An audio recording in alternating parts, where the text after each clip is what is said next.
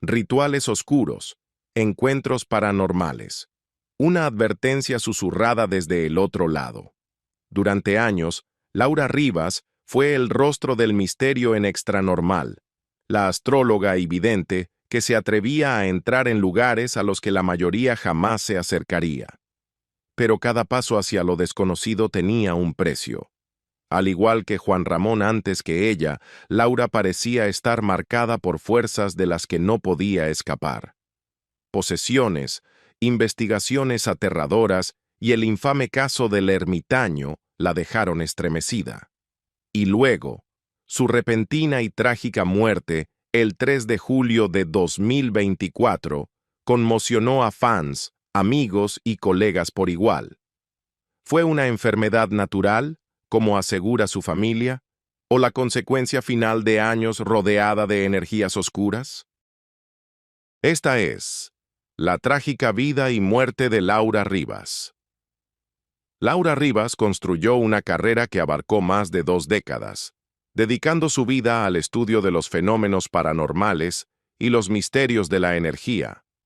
Su popularidad creció gracias a Extranormal, el programa de TV Azteca de larga duración, donde se desempeñó como investigadora y medium, actuando a menudo como un puente entre el equipo de producción y las fuerzas invisibles que intentaban documentar. A lo largo de sus 11 temporadas, la serie se hizo conocida por su enfoque en lo esotérico, lo sobrenatural, lo milagroso y, sobre todo, lo paranormal. A lo largo de su trayectoria, Laura enfrentó experiencias intensas e inquietantes relacionadas con la energía y lo paranormal. Una de las más recordadas ocurrió en 2010, durante una investigación de Extranormal en el Panteón de Dolores, el cementerio más grande de la Ciudad de México. Aquella noche, el equipo reportó haber escuchado los llantos de un niño que se repetían entre las tumbas. El incidente desató un intenso debate entre los televidentes y seguidores, dividiendo a quienes creían en lo paranormal de quienes dudaban. Mientras el equipo se adentraba en el cementerio, Rivas utilizó un dispositivo de radiofrecuencia, una herramienta comúnmente empleada para detectar o comunicarse con entidades de otras dimensiones. Durante casi 3 horas, el grupo esperó en la oscuridad. Finalmente, el aparato registró un sonido, pero nada visible apareció. La única evidencia tangible que hallaron fue el rastro de un ritual de brujería.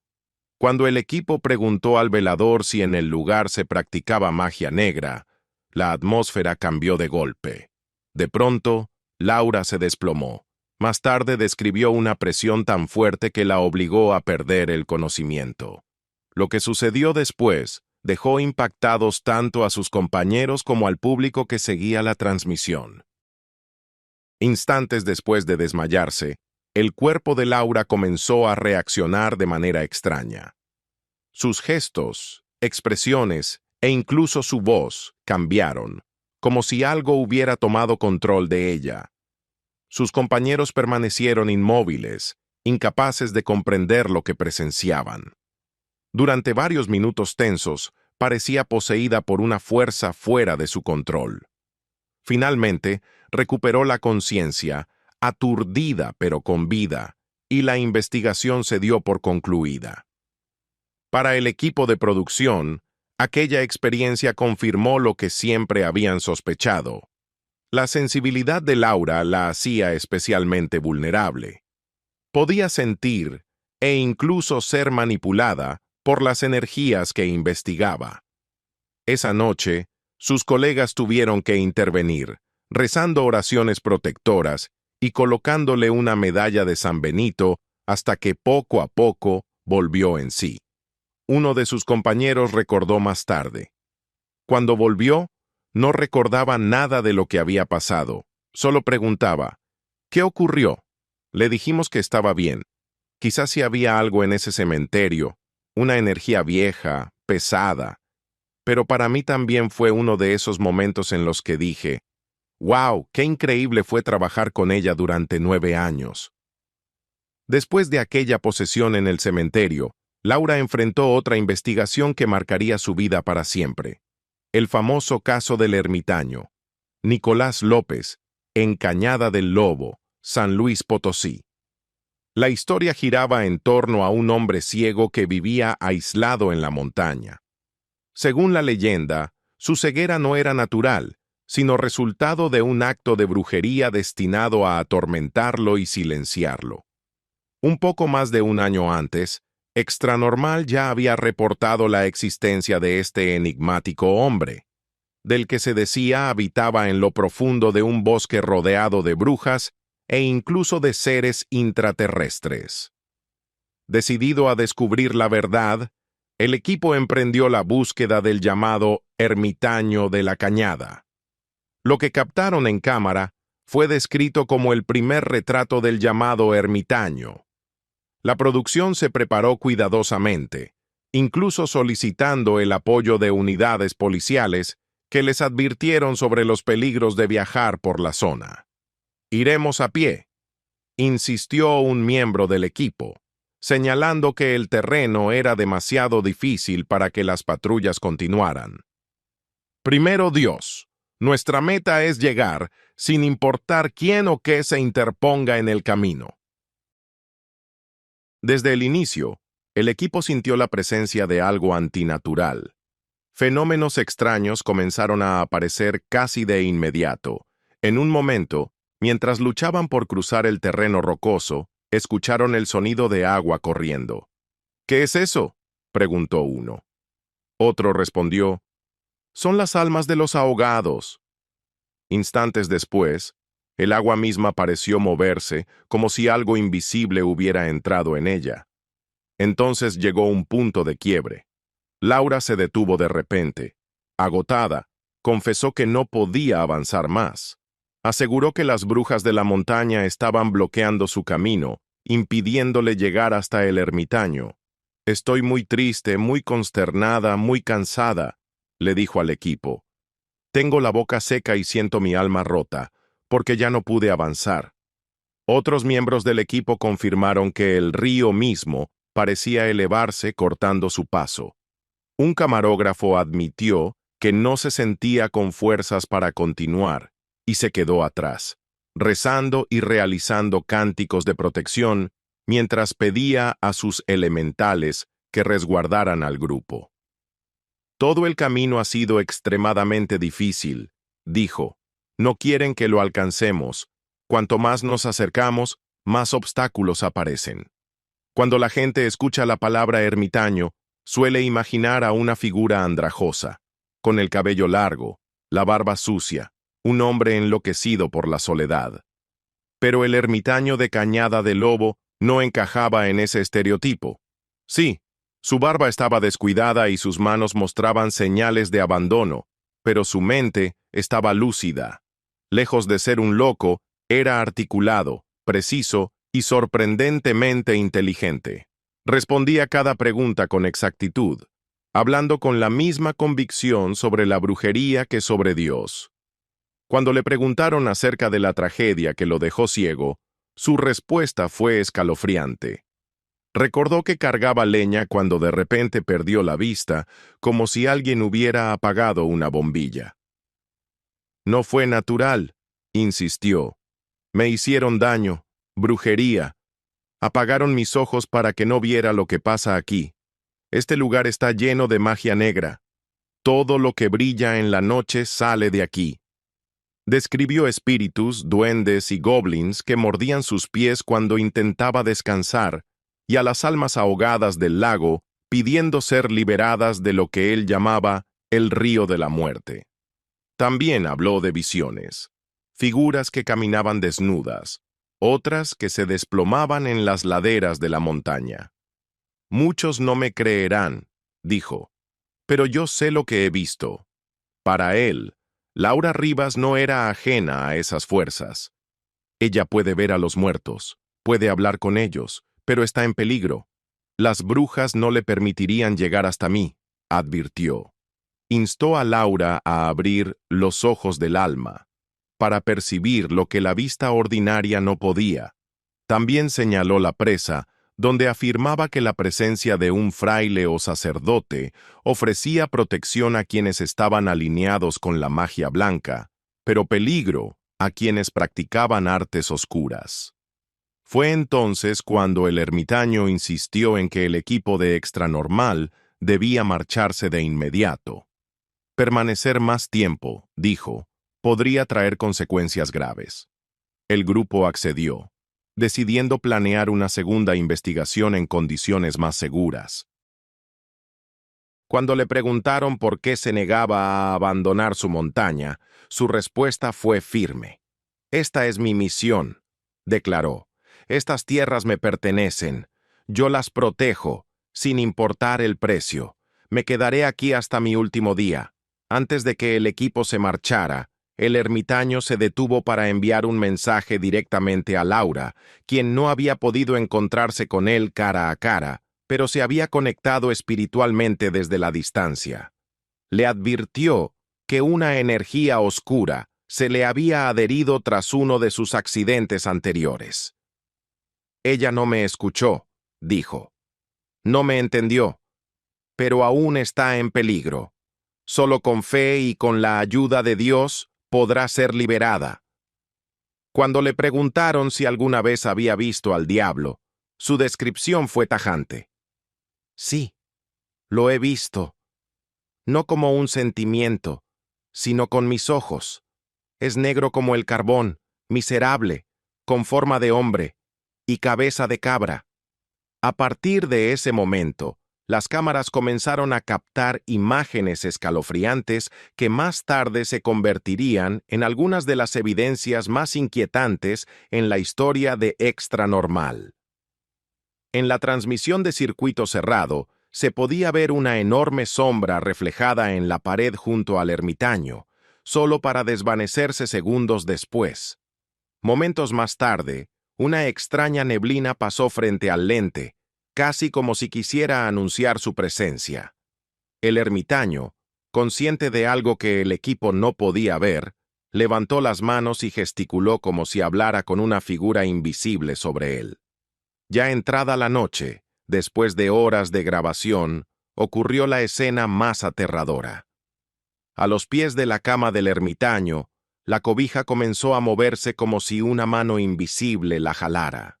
Entonces, de repente, apareció un rostro, demoníaco, con ojos brillantes, mirando directamente a la cámara.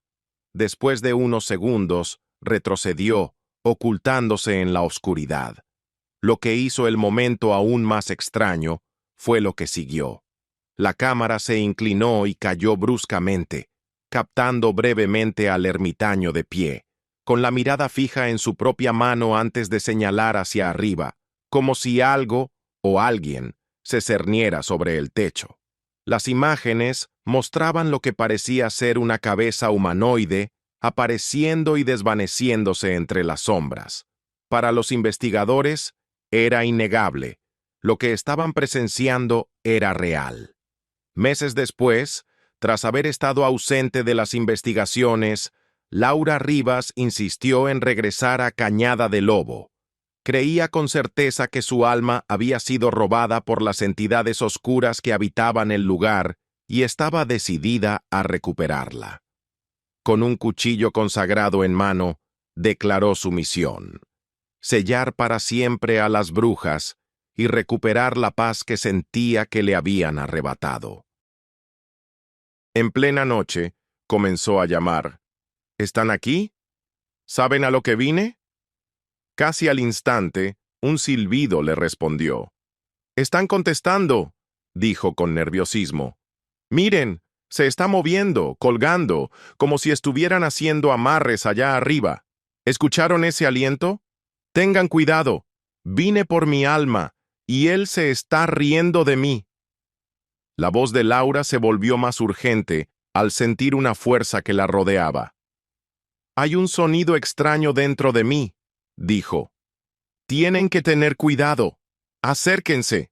Escuchen. Están aquí arriba. Yo los bendigo y los perdono.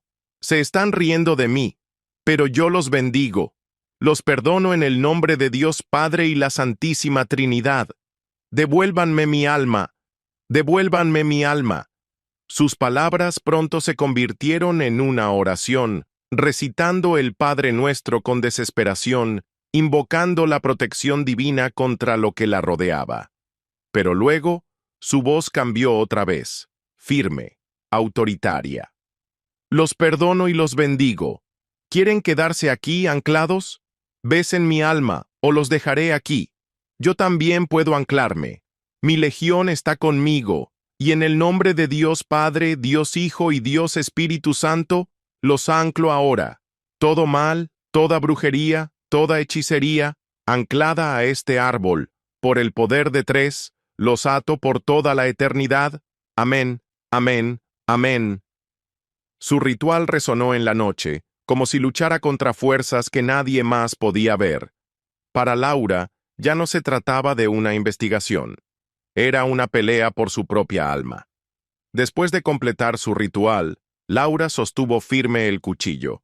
Sin embargo, la prueba estaba lejos de terminar. El experto en metafísica y armonizador espiritual Octavio Lisando intervino, preparando una ceremonia especial para liberar los fragmentos del alma de Laura, que se creía aún estaban atados por fuerzas oscuras.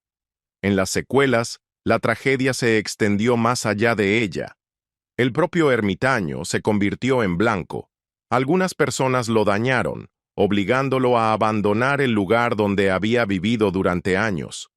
Afortunadamente, más tarde recibió una limpieza de otro sanador llamado Hermo, lo que le permitió vivir en paz durante un tiempo. Durante las sesiones, surgieron mensajes inquietantes, pronunciados en estados de trance. Brujas viles. ¿No me quisieron ayer? Me quisieron. Yo lo creé. A él le gustó. Digan que le gustó usar ese cuerpo. Tengan cuidado, porque los ama, los derriba. Lo que recibieron allí, yo también lo recibí. Lo siento. A veces no puedo respirar. Ayuda cuando la bondad me da fuerza. Tienen magia en sus manos. Se siente bien cuando me tocan. Otros fragmentos sonaban aún más simbólicos, como si describieran un intercambio espiritual. La vida calmó las heridas de su cuerpo, que la que cruza el río de la muerte, ella y su cabello, lleguen al río de la vida, y sobre la sangre de la flor me hicieron beber agua bendita. Ella me limpió con sus manos, pasó sus manos por todo mi cuerpo, mi espíritu, mi alma, mi corazón, pero no todo fue sereno. Una corriente más oscura irrumpió. Es mucho, sí, pero es venganza. ¿Quieres venganza, verdad? No. Para muchos, esta investigación se volvió memorable no por la evidencia visible, sino por la extraña e íntima conexión entre el ermitaño y Laura. Era como si sus almas estuvieran unidas, dos espíritus afines atrapados en la misma batalla entre la luz y la oscuridad. Tras alejarse de la televisión, Laura Rivas reapareció ante la opinión pública a través de un live en Instagram que se volvió viral. En la transmisión, rompió en llanto, suplicando ayuda a varias embajadas y asegurando que le estaban eliminando sus publicaciones. «Yo solo intentaba decir la verdad», dijo. «Y esto será lo último que escuchen de mí. Yo los responsabilizo. A las personas que me enviaron a hacer esto, que me encerraron. Lo único que he intentado hacer es decir la verdad. Esto será lo último que oigan de mí». Pocos días después, el 3 de julio de 2024, Laura falleció. Su muerte reavivó de inmediato la especulación, especialmente entre quienes creían que estaba ligada a sus largas batallas con fuerzas paranormales. La teoría más común era que nunca había logrado recuperar del todo su alma después de su visita a la Cañada del Lobo. A pesar de incontables intentos por liberarse, muchos aseguraban que una parte de ella había quedado atrapada allí. Otros sugerían que años de contacto constante con lo sobrenatural habían dejado consecuencias irreversibles. Al reflexionar sobre su carrera, la propia Laura lo admitió alguna vez. «Yo cuidaba de mi equipo. Después de cada investigación, yo era la que quedaba exhausta, porque absorbía todo. Y nunca en 20 años nadie salió lastimado, excepto yo, porque yo lo absorbía. Pero nunca tuve miedo, ni de ningún espíritu, ni de ningún fantasma. Las últimas palabras que dejó Laura Rivas llevaban la misma mezcla de espiritualidad y simbolismo que había definido su vida. Su hermana, Marcela Rivas, fue quien confirmó su muerte, pero los últimos mensajes públicos de Laura ya habían llamado la atención. El 14 de junio, solo semanas antes de su partida, Marcela compartió el último mensaje de Laura en X. Todo lo dicho y escrito permanece en piedra. La publicación estuvo acompañada de una foto de piedras de río, grabadas con palabras como sueños, amor, esperanza, espíritu y vida. 2 días antes, el 12 de junio, Laura había publicado una reflexión más extensa en Facebook. En ella escribió sobre el significado y el poder de las palabras, especialmente las relacionadas con el perdón y el amor. Explicaba que cada palabra tiene una resonancia, influyendo no solo en la mente sino también en el cuerpo. Te amo. Es el sonido más sanador del universo, escribió. Esta frase cubre tu cuerpo y viaja por tus pulmones y tu respiración. Recorre tus riñones, transmutando los miedos, y hace que millones de células sonrientes den vitaminas a las células tristes de tu sistema inmune, o quizá planten pasto suave, fresco y verde alrededor de las zonas más áridas de tu cuerpo. Su última publicación en Instagram fue aún más personal. El 30 de abril, Día del Niño en México, compartió una fotografía de ella misma cuando era bebé. La imagen, simple pero profundamente emotiva, conmovió a sus seguidores, quienes llenaron los comentarios de cariño y nostalgia, sin imaginar que sería uno de los últimos destellos de su vida. Junto a las teorías paranormales, surgieron otras más oscuras y conspirativas.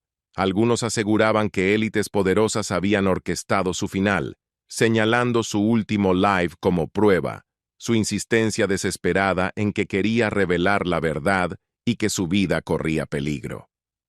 Yo responsabilizo a la gente, dijo entonces. Me mandaron a hacer esto, me encerraron. Lo único que siempre intenté hacer fue decir la verdad. Esto será lo último que escuchen de mí.